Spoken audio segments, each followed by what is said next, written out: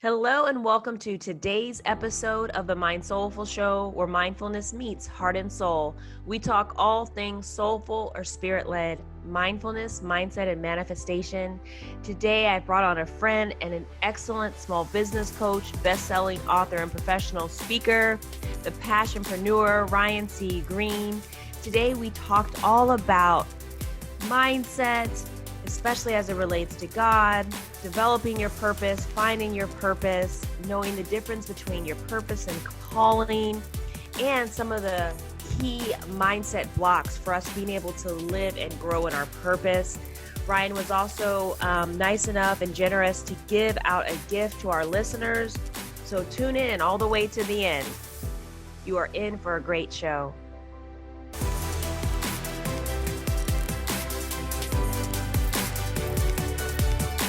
Welcome to the Mindsoulful Show, where mindfulness meets your heart and soul. I'm your host, Brooke-Sidney. I'm an abundance accelerator, Mindsoulful mentor, and an inner voice and soul story coach. This show dives deep into soulful mindfulness, mindset, and manifestation. It will help you manifest more inner and outer abundance in the form of greater self-love, hearing your inner voice, as well as more presence, freedom, ease, and greater self-confidence in you being you. So if you're looking to learn more about the high vibe tools of mindfulness, mindset, and manifestation to love the life you are presently living, you are tuned into the right show.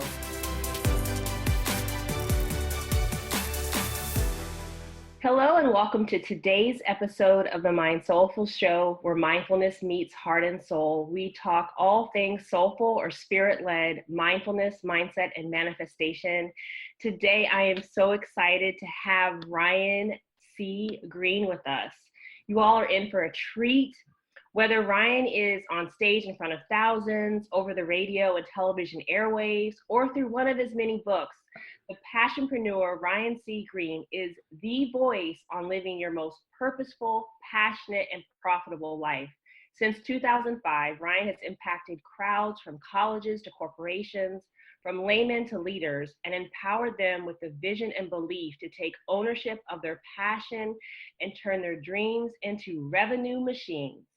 Having shared stages with speaking guests like Dr. Willie Jolly, Della Toro McNeil II, and George Fraser, Ryan is quickly becoming one of the nation's most sought-after experts on helping entrepreneurs develop as leaders and maximize their business revenue. You guys, he is a small business coach, best-selling author, and professional speaker. He has his own podcast, the Passionpreneurs Podcast, and he currently resides in Mitchellville, Maryland, with his wife, Tanika, and 2 children. Ryan, thank you so much for joining us.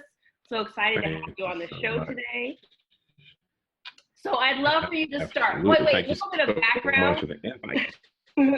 A little bit of background is I have known Ryan since college, so this is such a treat to be able to bring on someone from college that's doing so well, and we have so many of the same interests.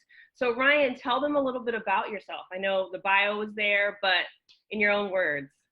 Yes, absolutely. Thank you again for the invite. I'm glad to be here, and just a little bit more about myself. My purpose and what I do is really go out there and help other people tap into their purpose, find their passions, and really find ways to make revenue from that. My background is in small business ownership. I always wanted to be an entrepreneur. I always wanted to start my own business.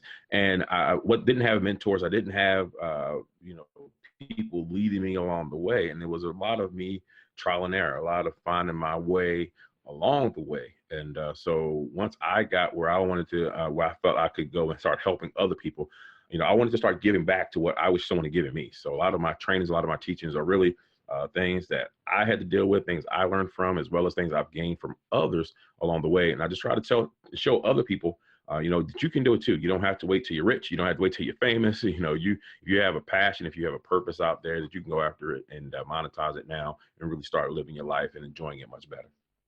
So where do you think that spark came from, that like entrepreneurial spark, if you hadn't seen it? It's always been in me. When I look back at my high school memory book, if you remember the memory books, when you graduated high school, there was a line in there that said, what did you want to be when you grow up? And in my memory book, it said I written in 12th grade, I wanted to be an entrepreneur. I said I would be my own boss. Now in 12th grade, I didn't know what kind of boss I was going to be, what kind of business I was going to have, but it was always in me. And I look back, my grandmother, she owned a beauty salon. So, maybe I got it from there. I don't know, but I just know it's, and create, do my own thing, and go out there and help other people build as well. So what was one of the first things that you did to help you get started on this path? In my journey, I took the journey of my path, rather, it took me through network marketing. That's the way I went. And, you say network marketing to some people, they may look like, oh, no, it's a pyramid scheme. I don't want to do that. But for me, what I learned along the way was that the network marketing, there was so many other benefits from other than just thinking you're going to get rich. I was around people who were having success. I was around people who were ingrained in personal development. I was around people who were building businesses, and I had success as well. And I was around that environment. So being around those people, that started to really drive me in the right direction. So my start came from that. So I would encourage people, and it's a way that you can start learning business principles without having to go and leave your job, without having to go and get $1 million loan from the bank. It's a way that you can risk free. I'll say minimal risk. I won't say risk free, but minimal risk, that you can go out there and really start to learn if you have that in you to even be an entrepreneur. So that's where I got my start. And that was in 1999 when I started that. And it wasn't until 2004 when I wrote my first book that it came out in 2005 that I really started to branch out on my own and really start to build my business from in speaking.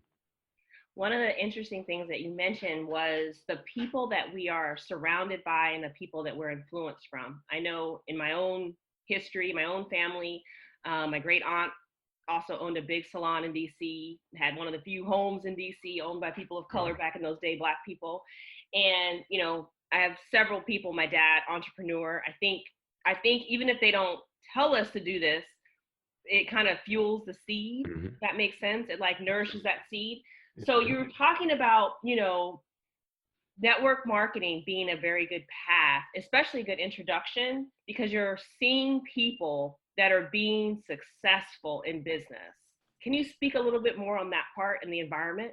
Absolutely. I think that, especially in our community, we don't get to see people who are having success. We don't get to see people who are excited about life, who actually enjoy what they do every day. You go to work. There was a Gallup poll in 2018 that says 70% of Americans are either disengaged or dislike their jobs. So we're going to work all day, and 7 out of all the 10 employees, well, we're probably one of them. So 6 others, including ourselves, don't even want to be there. How do you get the positive energy? How do you get something more and really think differently? So for me, when I would go to my meetings once a week, when I would have events at people's homes, those hours out of each day, that was my revival, if you will. That was the time when I was like, oh, this is when I started feeling alive. This is when I was around those people who were positive, who were teaching me things, who were just like me. There are people who were from my area, people who were growing up, same kind of backgrounds or different backgrounds, who were having success and just really starting to take that control back of their own lives. That's one of the biggest things why I'm so passionate about entrepreneurship, is because it gives you just some piece of control.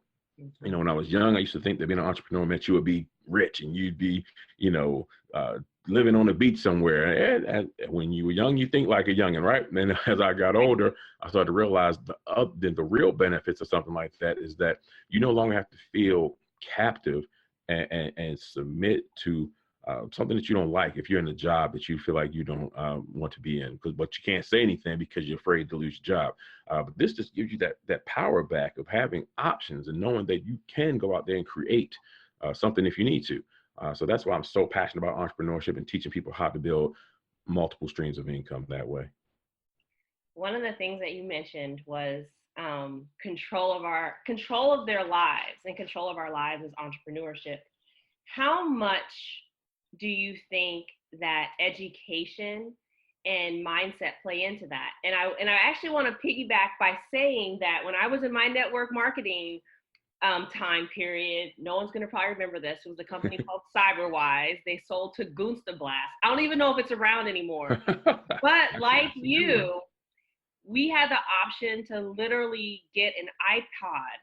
This is really dating me. An iPod loaded with like what I found out to be personal development, speeches, messages, audiobooks that really helped to shift my mindset around what's possible for me, how to view the world. So I'm so curious if, what your thoughts are on educating yourself and how that plays into that control and that power of our lives. Yeah, and that's key. We always hear the saying, education is key, right? But if you were to tweak it, it's proper education is key, because there's different ways to get educated. And we're talking specifically about the personal development area. When I started reading books, when I started listening to the tapes, that's when I started feeling alive. There was something that was tapped inside of me that I was like, whoa, this is what's been missing. This is what I want. This is what, I've been searching for. Because for me, I'm a writer. In college, I was a songwriter. I like to create, but I didn't necessarily like to read, a lot of books. Not because I couldn't read. I just didn't. I'd rather watch the movie than read the book.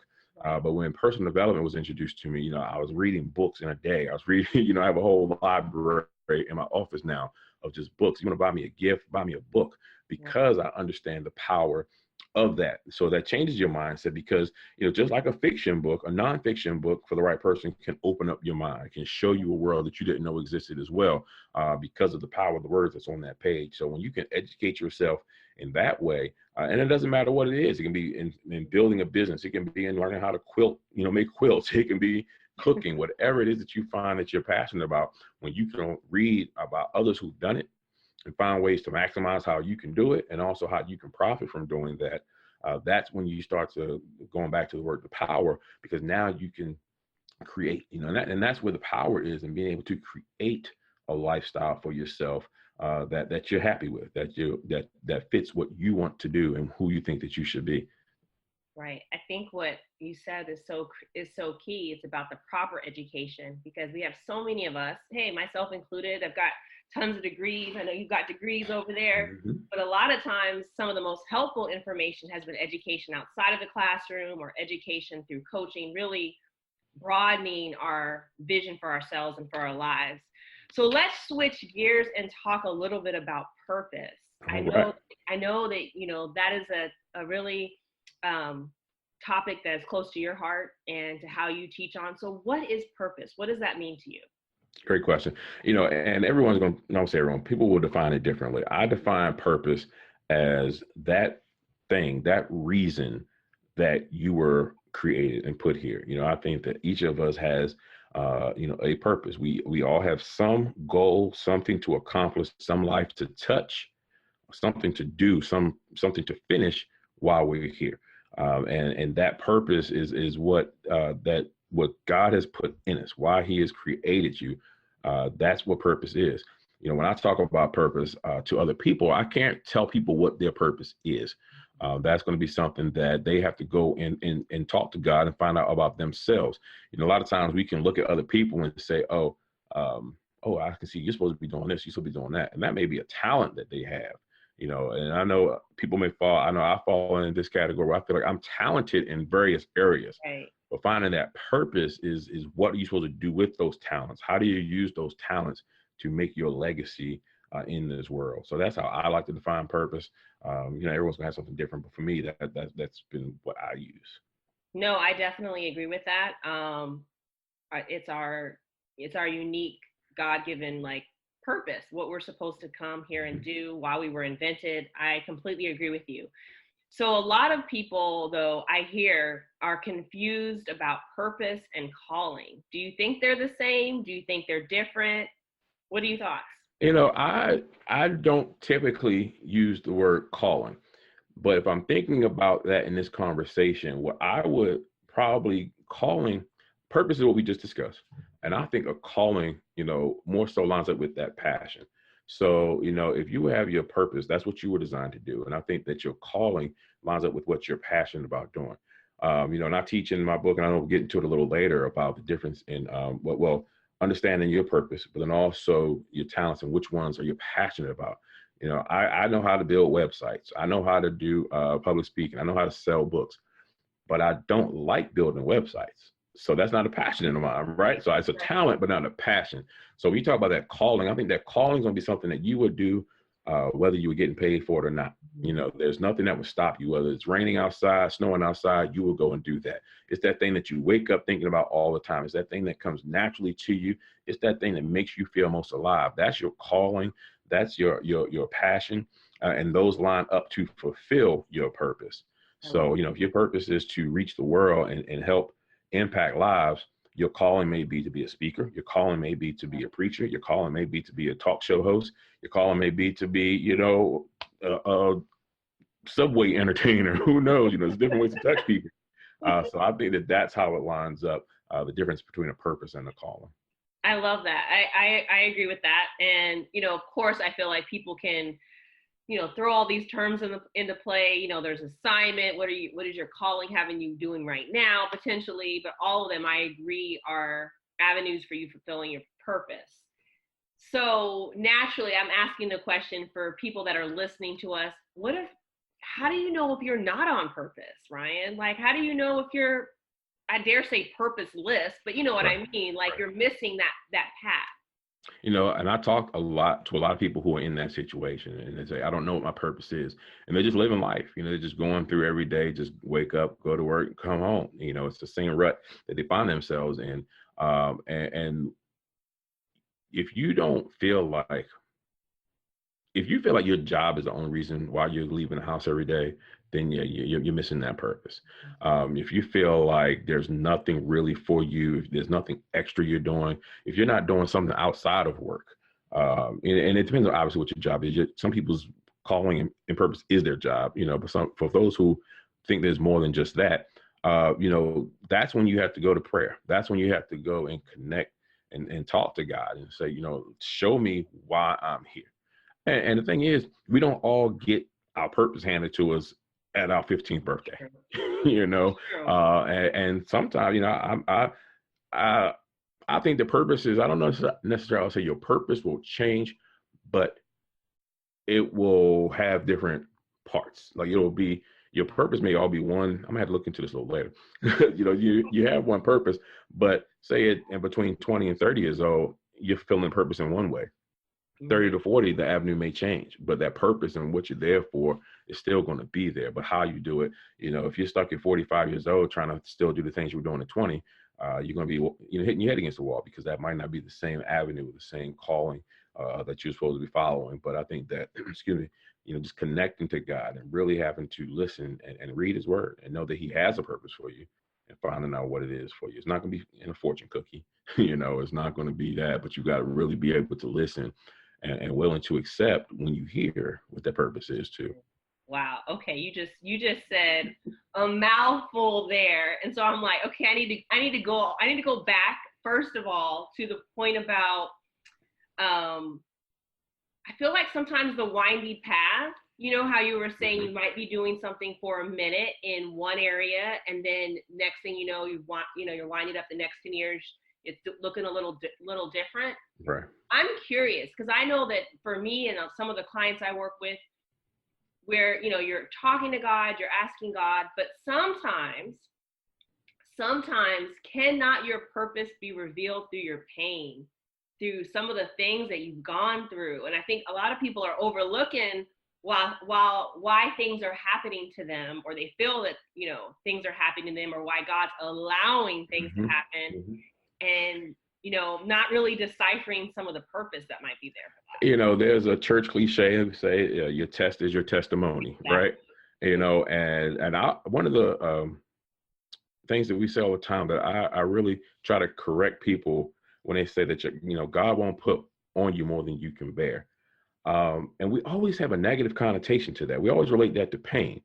God won't let you go through as much more pain you can bear, but God won't put more success on you than you can bear either. Right. That's right. And I think that people overlook that pain, and a lot of times that's my books. Everything I teach was taught to me through pain. Like it was through hardships. It was through the process that I had to go through. my second book, Create a Better You, is talking about, having your best comeback ever. Well, I came back from a terrible divorce, losing everything, and I thinking, can relate to the divorce. Yeah. see, so, and that's the thing. So I could have taken that and said, oh, well, God, why'd you let me do this? This wasn't supposed to be the plan, and gone on it. But, and after about 4 years, 'cause I did quit, I quit for about 4 years and just like, I'm just trying to survive. And after that, that purpose kept chasing me. It wouldn't let me run forever. So it was through that pain, that was through that. So if I went through this and I survived it, then that must mean God wants me to share that with someone else and share that he chose me, to be able to survive this, so that because he knew I was strong enough and I would be able to glean those messages, those lessons rather, and hopefully share them with someone else who can learn from them too. I completely agree with that. Because I went through the same thing. I think that our purpose, or actually sometimes being able to see it, Mm-hmm. We're always looking at, oh, what are all the great things that happened, and what are all my gifts and all my talents, which are a part of it. They're all being used, but sometimes that particular people you're supposed to reach, or people that have gone through very similar things, or even just God being able to show power and purpose through you, can really give us some, I feel like, God winks or God insight. But let's talk a little bit more. Again, we're just unpacking what you said a minute or two ago. But you mentioned preparation, or God. I feel like, let me put it another way. You mentioned not being given more than we can bear, and that also, I think it speaks to what we are able to take on. And I've heard even just a message this week about the fact that we have to be prepared, because sometimes we might be in a season of quote unquote hiding, right? Where God is keeping us hidden, right? Because we're not ready yet to step on whatever, platform of purpose that's there for us. So I'd love to hear your thoughts in terms of, again, being able to handle in a good way our purpose and living it out. We're in a time right now where, and it's not new, that we're in a microwave society. We think that because we want something, then we deserve it. We're supposed to have it right now. We don't necessarily want to put the work in. We don't necessarily want to see anyone else get it before we get it. And what that's bred is that we've stopped understanding the work. We've stopped understanding that there is a process. No one wants to go through the process. No one wants to go through the pain. They only want the profit on the other end. They only want to be able to show themselves on Facebook and social media winning, but they don't want to tell that real story, because we're going to get judged. That's your fear of being judged by failures, by those people who you are really just out trying to impress your own self, but when it comes to opportunity, and you're talking about, being prepared and doing those things in the dark, those are those people who win. Because when that door knocks, when you called me, about this interview, had I not been doing the work in the background, had I not been planning, had I not been preparing in the dark all this time, I wouldn't be able to say, yes, I'm ready. And so it's something like that, where you always have to be working. Everyone doesn't always have to see what you do. But this, people call it an overnight success. I don't believe in overnight success. I think that, you may have found out overnight about it, but overnight successes have years of groundwork, put in there. You don't go out and just pick corn. You got to plant the corn, prepare the field. You got to plow the land. You've got to go out there and wait for it to grow. And even in the scriptures talk about, that when we sow in tears, we're going to reap, joy. So there's a process that can't be sidetracked. It can't be sped up, but you have to do the work. You've got to go out there and do your part when God puts you on the path to go out there and be successful. I think that is so true. So now we're going to shift kind of to, I think, is it the obedience side? Is it listening? But I feel like if there was, now this is just me, this is just my opinion, and you can disagree, agree, have your own take. But I feel like that path or that process, the harvesting, the sowing, the reaping, all of that, it cannot necessarily be sped up, but I feel like our obedience and our listening, right? It can, Mhm. in a sense, it can make the timeline seem more condensed rather than obviously with our own free will, making choices, not listening. I am, proof of doing all of Yes. those things, Yep. right? That's how we end up in the desert for 40 years. That's how we end up, Right. off the mark, right? Right. Because we're asking for our purpose, and that's what I tell my clients. We keep asking for the purpose, but are we listening? And then when we hear it, are we acting? Right? So Yeah. I don't know. I'm curious on your thoughts. Well, and I agree with that. And here's the thing that I say to people, uh, this may not be what you prayed for, Mm, but it could very well be the answer to your prayers. right. And see what happens is, we're arrogant people. We're going to tell God exactly. We're going to tell God, I trust you, I have faith in you, but I need you to do this for me just like this. And if it's not like we expect God to do it for us, then we don't trust it. We don't follow. We don't believe it. So, like you said, we do prolong the process. We find ourselves blaming everybody but ourselves. And that's going back to one of my books, Create a Better You. When I talked about the part about having the greatest comeback, rather, is when I finally took accountability for Wow. the role I played. When I finally took accountability, there was 12 elements I came up with that had to improve in my life, that I had to create better in my life in order to create a better me. So I just what it started with me. So we talk about the process of, uh, you know, prolonging things and not following what God said. We've got to be obedient. And that, again, comes in with being in tune and understanding that God is not a magician. All Mm, right. It's a relationship, it's a journey, and it's not going to always be the way we want it to be. But if we do it the way He tells us to do it, it's going to be the perfect way every time and in the perfect timing. I love that.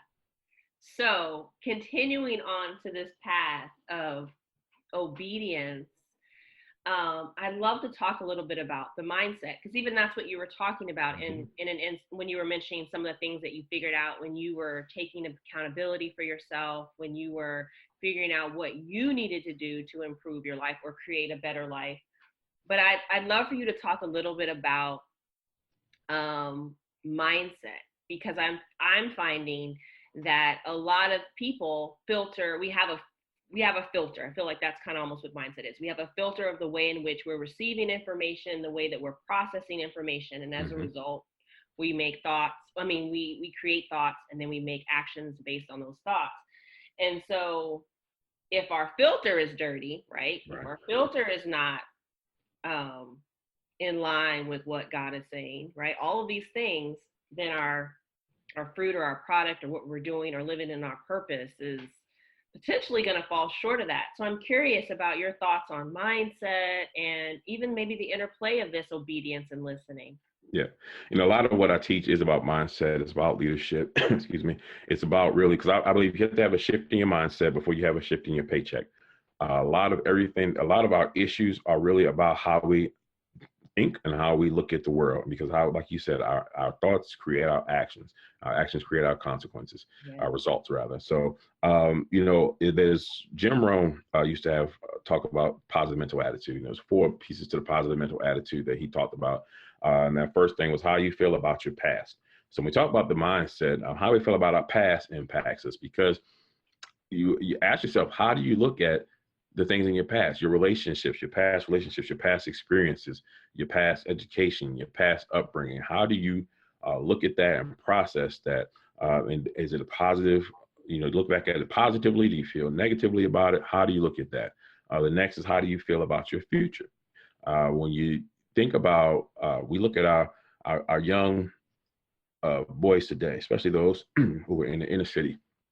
How do they feel about their future? A lot of them feel like they don't have a future. They don't feel like they're going to live past 25. And you can see how that impacts behaviors when you don't feel like you're living past 25 versus when you feel like you're going to live forever and you got something to do.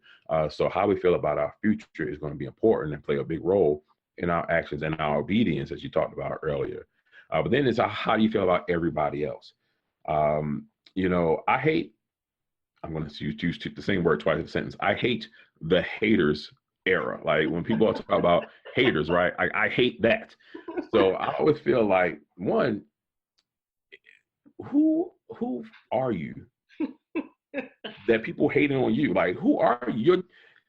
For people to feel like, I'm some person that people walking around hating on me, like, you're just a person. So let's get that aside first and foremost. And then to celebrate haters, to go and say, oh, I'm going to do this, and to shine on my haters, whatever they say. Now what you're actually doing is you're motivating yourself by negativity, right? So you're actually using the idea of hurting someone else to make yourself look good. That's like, how is that going to be positive in your life? So how you feel about everybody, if you take an attitude of you want to see everybody win, you want to go out there because everything you're doing is to help other people. Everything you're doing is to, and enlarge and empower your circle. That impacts your behaviors in a different way. When you can go with a positive mindset and positive outlook on others, now you trust people better. Now you can go out there and get around the circle that you need to get around. A lot of times we're stuck thinking that, we're supposed to go out there and do something, and our process is slowed down because we're trying to do it ourselves because we don't trust people. But if you change your outlook on other people, you can trust people more, get them in your circle, and move faster. And then the final piece you would talk about is how do you feel about yourself? Do you have confidence in yourself? Do you love yourself? Do you really believe that you are supposed to be what your purpose to be? Do you believe that you're supposed to be successful? And those four pieces build that positive mental attitude. They build that mindset that really drives you. Your mindset is what drives the whole thing. So that's going to direct everything. So it's so important to have that mindset right first. You can't just go and start doing stuff, because two people can go and do the same exact activity, and one will take off and have super success, and one will fall because one was doing it because they were purpose to do it. Their mindset and reason why they were doing it was great. This person was doing it because they thought they could make some money. And if you're running by that, if you're chasing money, you're going to fail. So it's not about the actions, it's about the mindset behind the actions. So that was so good, you guys. You might want to have to rewind that back, play that back again, get the Jim Rohn book, get his book, but also get that one that's talking about that breakdown. Where are you finding people stuck the most, like in your clients? Is there any one of those four prongs, or they equal? What are you seeing? It's it's equal between how they feel about everybody else and how they feel about themselves. I agree. Because they don't. And now I'm going to need to take off everybody else. That's probably lower. How they feel about their past. No, the future. Sorry. So here's what happens. I'm breaking to you like this. When I deal with people, because I'm thinking about it now, like this is what happens when I have clients. The first thing is they feel like everybody else is the reason they're not having success. Exactly. The accountability part that we were talking about before, right? So that's the first thing they think is everybody else's fault. Then it gets to the about the future, where they don't necessarily feel like they can have that kind of future, or it's for them, or it's all these kind of reasons why that won't work. And then it gets to themselves. That's really the biggest thing, is how they feel about themselves. Because if they don't feel like it can happen for them, then it's not. If you don't believe in yourself, no one else is going to believe in you. True. So it's like trying to build people to have that belief first in themselves. That's the biggest obstacle. People have things they want to do, they have things they enjoy doing. But when I say, hey, you want to become a passionpreneur, here's the steps to how you can build your passion into a business. Oh, I'm not a salesperson. Oh, I don't want to be a business person. Oh, I'm not into that. Oh, I can't talk like you. And I can't do, it's all why they can't do something, right. But they know they want something, they have something they enjoy and love and are passionate about, but they don't want to necessarily feel like they don't feel like they can do the steps and the things it takes to get it done. Wow. I was listening to you and kind of ranking and ordering, and I would say definitely, and if you're listening to me, you already know that I feel like self-love and our identity and all of that. So how we feel about ourselves is definitely number one. Yep.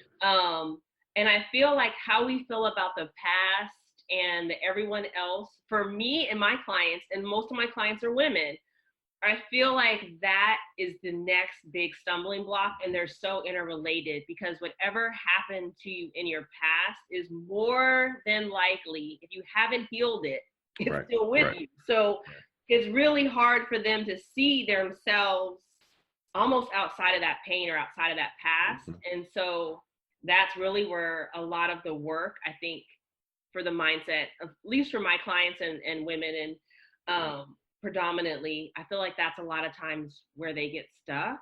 But I feel like all of them, as you mentioned, are so critical, because what's interesting is this whole element of the future.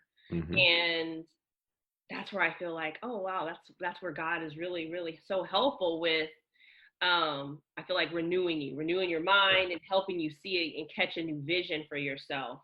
Um, how do you think about God's role in kind of either any of these elements that Jim Rohn brought up, or just your experience with clients in these areas? I think that first of all, I agree with what you just said about the roles, and I think that it's the reason you see the order your way, and what I see is because you kind of grab people first. You know, you're dealing with that soul and that mindfulness and that purpose, and Mm-hmm. that's what that's about. So people who come to you trying to break that pain away, that's where that pain comes from the past.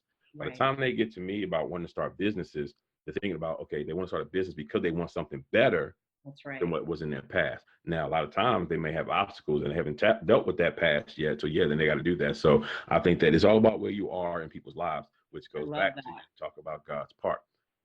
The role he plays is he's going to always put people in our lives along the way to help us. You know, he's going to always have that ram in the bush. We just got to know when to look in the bush and understand that ram is there for us, you know. That's the thing. And that's the thing. But that comes from relationship. That comes from, you know, communing with him. It comes from understanding that, like I said earlier, it's not going to be hocus pocus, but it's also not going to be, you can't write the script. You can't write his script for him. You know, you have to give it to him and then understand that he's, you know, I hate to, I don't say I hate to, but you know, I don't go quoting scripts. I'm not going to tell you, hey, First Corinthians, second, it says this, but I can tell Right. you what this. I can tell you the point I'm trying to make, right? So somewhere in the Bible, somebody, you know, That works. right? God told him to go and bathe in the Jordan River for 7 days or 7 times, something like that. He said he didn't want to go in because the water was dirty, and that's how we are. We're not going to go and, you know, it could be Jesus Christ himself in front of you and saying, go and bathe in this dirty water. And we're like, oh, no, I don't want to get in that dirty water. What's wrong with this clean water right here? That's how he still operates the same way. He still will put those people in our lives today that will say, oh, I don't know if I want to work with them. But that could be the very person. That could be the very one that's going to take you to the next step. And that's the thing. It's not necessarily, you know, someone may meet me today. I may help them. I may give them what they need to bridge that gap to the next person that they're going to meet that'll take them to where they need to really in their final destination. So we can't get caught up. We got to be open to every opportunity. You know, explore things. You know, even I'll tell you this. We talked about network marketing earlier. You know, I've only been in, well, I guess technically two, but really only one network marketing company that I built. I have zero interest in ever doing network marketing again because I'm focused on doing my other stuff. But I get calls every now and then from people, but I still will look at stuff, not for any desire to join it. I already know I'm not going to be in it, but I just never know what it could do, who it is that's tied to it, what connection could be made. So I'm gonna at least look, you know, and see what's going on, who's doing what's out there. For someone else, it may be, you know, I don't know, watching movies. It could be anything, but just be open to the opportunities, be open to seeing what's available and being able to and be willing and ready rather to just explore and Right. see, is this where my ram is this my bush, and not being afraid to do it. Now, when the opportunities come through, how do you know if that's a purpose opportunity? How do you know if God is in that opportunity? I have these questions all the time. And so you're the business marketplace. Right. I'm just so curious. Great question. You know, I made a decision probably it was 2015, so we're looking at almost 5 years, that I would no longer do anything I wasn't passionate about doing. For so long, I tried to balance both lives. I tried to do what I had to do and also do what I wanted to do. And I had to go from living a life of surviving to trying to live a life of thriving. So for me, it was you know, I know I've been on this for a while now. So I know what I'm supposed to be doing. When I wrote down my business plan for 10 years of my company, I knew what the next step was. I knew what my fifth book was going to be back in 2005. I knew that at this point, we're going to start doing TV shows and movies and things like that. So that was the plan. That was the grand plan. So I've been in it for a while. For those who still relatively new, when you tap in, because every opportunity is not good, everything is not of God, and that's, again, is that you have to know, does this line up with what I'm trying to do? If I do this, will I be proud and able to tell everyone I did this? Or is there going to be some kind of shame? Do I have to lie about it? Do I have to hide it from anyone? And is anybody going to get hurt? And then finally, is God going to be pleased? And if you can answer the proper answers to all of those, I'm going to say yes. You don't say yes to somebody getting hurt. That's not good. But, if you can answer the right answers to those questions. Right. So, then that could possibly be it. Then, of course, you want to pray on it. You want to talk about it, line up. Listen, again, I've had opportunities. I've been there where I'm like, and most time it's when I needed money. Something comes up, I'm like, okay, well, this sounds good. I can do this. And what happens is it takes you off path, takes you off course. You may get something. You may get some money. You may have success. You may do that. But what happens is it takes you away from where you're supposed to be. So that's only going to be temporary. And now you're looking wish-washy. And now, you're trying to get back, and it's like, oh, you're doing this. Now you're doing that. Now you're over here. You got to focus and just do that thing that you were called to do. So it's always got to line up, again, with what that is that you were purposed to do. Every opportunity is not, it could be successful, but it may not be purpose driven. It may not line up with what it is you called to do. And the biggest power you can have is the power in saying no. When you can learn how to say no, and that comes from really accepting that purpose, accepting that you're not going to do anything that's not related to that purpose, or that you're passionately driven towards. When you can say, even though I may need this money, all money isn't good money, and that means the opportunity is bad, but it might be bad for you. That's when you can start to really know that what you're doing is lining up with that purpose in your life. That's so good. And that just made me think of a Miles Monroe teaching that talked about how, like, distractions are what keeps most people from their purpose. And people are often distracted by things that are good, quote unquote, but just may not be good for what they're trying to do. Right. And he gave an excellent example of, like, highway, and there's multiple exits. The exits in and of themselves are not bad. The exits are good, right? They're good for someone that's getting off on that path to get to that destination. Right. And so when you said that, it just immediately made me think about that. But I want to make sure I ask you this question, because it kind of brings a couple of things together. So in the beginning, you mentioned the power of entrepreneurship to allow us to have control of our lives and power in our lives. But I'm curious, because there's a level of control that I think so many of us seek, but yet there's a balance, especially if you are a spiritual entrepreneur or kingdom entrepreneur, however you want to call that, where you're listening to God, God is potentially CEO, those kind of things, where you're often having, in essence, to relinquish some control, right? To allow him to help write the script. What do you think about that interplay? How does that work for you? Well, when I say control, what I mean is that you don't have to be stuck. Let me put it this way. The average person is $500 away from bankruptcy, right? If they lost $500 a month for the next couple of months, they would be in financial trouble. So when I say it gives you control, and then go back to the 70% of people who hate what they do. Right. Let's just use a number out there. The average person makes, I think, $40,000 a year. It might be a little lower than that. Let's just use $40,000. If you're going to a job that you hate for $40,000 a year, but you like to teach, or you like to do something else, but that job only pays $30,000 a year. I know these numbers sound crazy low, but you get the point. Right. But now, okay, I can't go and do this $30,000 job a year that I really love to do, that I'm passionate about doing, that I want to do, because I can't give up the $40,000 income. So now what I can do, though, is I can start a part-time business. I can start a side business that will supplement income. So if I could go and work that $30,000 job and make an extra $15,000 in my part-time business, That's the power I'm talking about there. So it's like, yeah, now I have the power where I'm not a slave to the job because of the money. Right. Yeah, because I had the power to create money now by starting my own business. So that's what I mean by the power. But that business itself, yes, you want to relinquish that to the direction of the Lord. You want to make sure that you're doing what He has purposed you to do, because then that will open up those doors. That will help you prosper. And eventually, and I talk about in my book how to know when to walk away from a job. You know, when I first started out, I was all about, you've been network marketing. Go out here and you can quit your job and you'll be sailing the 7 seas tomorrow, making $1 million. Right. Well, I learned real quick that wasn't the right way to do it, right? So quit my job too soon. So now my whole goal is make sure that people know that you can start a part-time business without leaving a job. I give you the tips on how to do it the right way without leaving a job, without losing everything. But definitely, that power, you're talking about the spiritual power and the direction. You've got to listen to Him, and it's hard to do as a person, especially. I think the smarter you are, the harder it is. It is.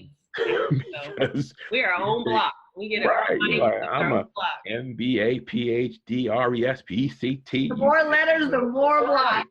Right. But eventually, when you yield and say, yes, okay, just have it your way. Show me which way to go. It's so much easier. So that's you do give up that power because you want to. Everything you should be doing, the goal is to please Him anyway. Right. So if He's telling you, hey, this is how it's going to please me, do it. Right.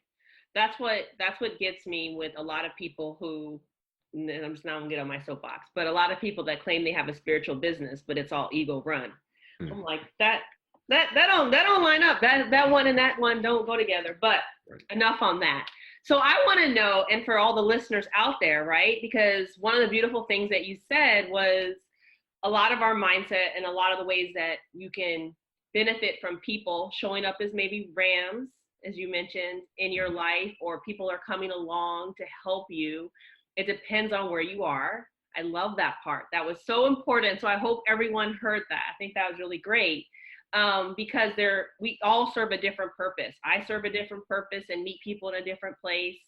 I feel like getting you ready mentally, spiritually, so you can be in a place to have a business and all of that, to get out of your own way, essentially. And then you have people like Ryan that can help you harness now your positive thinking, get yourself is a little more together, and then you're already working in tandem with God, moving into this passionpreneurship. So how do people work with you? Awesome. I'll tell you what, the easiest way to get started. Well, first of all, let me just give you my website. I have a website. It's www.ryancgreene.com. It's Greene with the E. What I want to do for your listeners, for your viewers, is that I want to give a gift. All right. So anyone who wants to start with me, I have a training that I put together called Setting Stupid Goals. So anyone's ever done any kind of personal development, you've heard of SMART goals, where there's specific, measurable, action-oriented, realistic, time-sensitive goals. We've all probably set SMART goals and we've not completed SMART goals, right?